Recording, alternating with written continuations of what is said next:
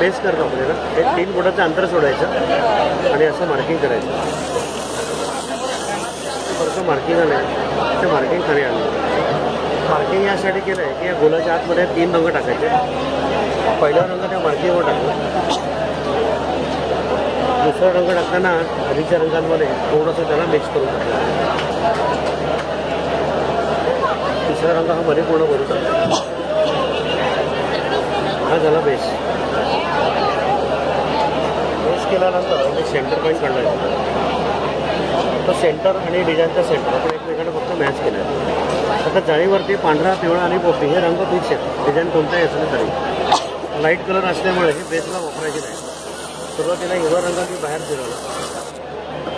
त्याच्याखाली पिवळा रंग आधीच्या रंगांमध्ये थोडंसं ओव्हरलॅप करून फिरवला. तसंच पांढरा पण पिवळ्यामध्ये ओव्हरलॅप करून फिरवला. आता शेवटी पिवळा रंग पांढऱ्यात मिक्स करायचा आणि डिझाईन हळूहळू हे पूर्ण करायचं. ठीक आहे. आता जे रंग आपण खाली टाकले होते ना त्या रंगांवरती सगळं डिझाईन हे तयार. ही पूर्ण प्रोसेस यात दिलेली आहे. रंग कोणते खाली टाकायचे आहेत, कोणते